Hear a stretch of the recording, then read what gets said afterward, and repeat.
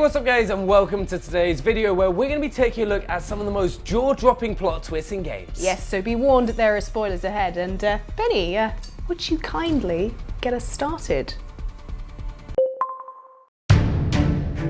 Loved BioShock's famously mind-bending twist? Well, BioShock Infinite was no different. PI Booker DeWitt is told by the Lutece twins to bring us the girl, wipe away the debt. So you rescue Elizabeth, take out her father and capture Father Comstock, and help her gain full control of her interdimensional powers. So she opens a door to Rapture. Surprise! The BioShock universe is multi-dimensional! And Columbia's universe is not the only place you were told to bring us the girl, wipe away the debt. Elizabeth shows you giving a baby girl to Robert Lutece, who gave her to Father Comstock. Yes, Elizabeth is your daughter. The AD brand on your hand that marks you as the false shepherd? Anna DeWitt, her real name. Her missing little finger? Chopped off as the portal closed behind her, and why she has powers. The Lutece twins? The same person from different universes. And Comstock chose Elizabeth because she's his child from an alternate universe. Yep, you and Comstock are the same person on different paths, and the only way to stop him ruining your daughter's life in multiple universes is to drown in the baptism that turned Booker into Comstock, also breaking the infinite loop that Booker is stuck in, and oh god, explaining interdimensional time travel makes my head hurt. One of the first plot twists that really jumps to mind for me is the very first Assassin's Creed, because it was just one of those games that was everywhere when it was coming out, on TV, online, and the whole thing just looked epic. Being an assassin during the Crusade, taking out Templars and all kinds of important people. But there was a twist that only really hit you when you started playing, something no one had really expected, which has led to the Assassin's Creed franchise being as big as it is today, and that was the Animus. You okay? I told you he'd be fine. Before the release of the game, no one had heard anything about it, not in pre-game footage, in the commercials, online, absolutely nothing. And then the second you started playing it and woke up in that room for the first time, you were literally like, what the f***?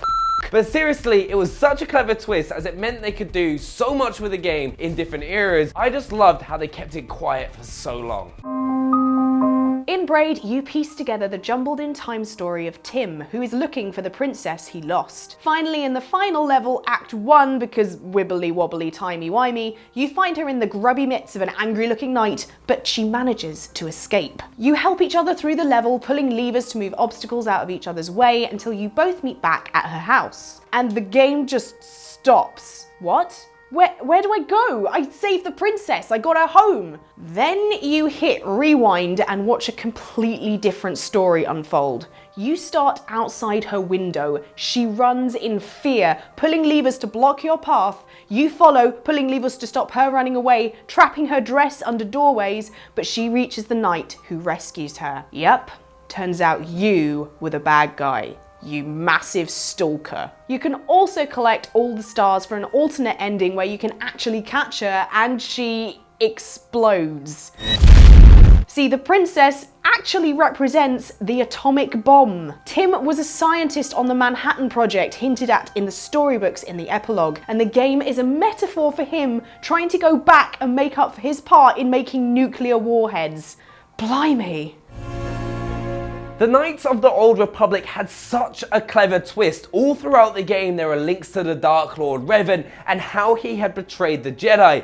But until this bombshell was dropped near the end of the game by Malak, who was his Sith apprentice that had betrayed him, you just didn't see the plot twist coming, which is that you are Revan the Sith Lord. So this whole time they've been talking about the Dark Lord, it was you they were talking about, but you had lost your memory during the battle in which Malak had betrayed you, but the Jedi rescued you and saved your mind. I was genuinely gobsmacked and did not see that coming. Fahrenheit, aka Indigo Prophecy, has more twists and turns than a twisty-turny thing. You start off as Lucas, standing over a dead body of someone you've just murdered, but have no memory of stabbing to death. So just a regular Friday night? Yeah? No? Initially a supernatural murder mystery, you play both as Lucas and cops Carla and Tyler, but then there are some bizarre twists alongside some weird bits where everything's getting really cold and bug monsters come out of the internet to try and kill you. I'll try and fit them all in, but buckle up. The murderer is a 2,000-year-old Mayan shaman known as the Oracle, who possesses people to commit murder and then suicide so he can see into the afterlife to look for the Indigo Child, who has a great secret that will grant power to the person that hears it. The Oracle works for the Orange Clan, who are basically the Illuminati. Lucas avoided suicide because he was exposed to something in his past, so possession just turned him into Neo because David Cage had just recently watched The Matrix. Lucas is killed by the Oracle but comes back undead. The Indigo Child, who has never been incarnated, is actually already incarnated as a girl. This is more of a plot hole than a plot twist. The kind old lady Agatha, who helped you find out about your possession, who you found dead earlier, actually turns out to be one of the Purple Clan, AI created in the 80s, who brought you back to life so that you could get the girl so that they could steal her off you. The homeless people you kept seeing everywhere were actually another clan, the Invisibles, in disguise, who want to make sure the Indigo Child didn't fall into the wrong hands. And Undead Lucas sleeps with cop Carla, who suddenly likes him at the end. What?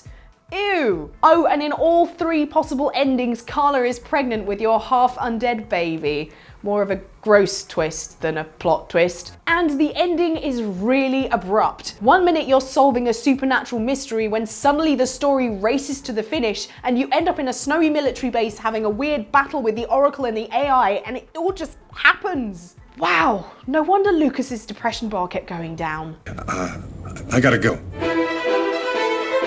One plot twist I didn't see coming was the moment at the end of the level Loose Ends, where Ghost and Roach, after taking out waves of enemies, managed to make it back to the helicopter with General Shepard waiting, and you think they've made it against impossible odds, and then they get betrayed and stabbed in the back by Shepard, shooting both Ghost and Roach to tie up loose ends. I was genuinely gutted. I was not expecting that to happen, where the music and the intense situation just built it up perfectly. But just shooting Roach and Ghost wasn't enough, he also had to set them on fire. That's gotta hurt. The sad thing is, you saw Shepard as an ally, and it was just the ultimate betrayal that you didn't see coming. But on the bright side of things, you get to throw a combat knife at his head at the end of the game after pulling it out of your chest, and it was epic.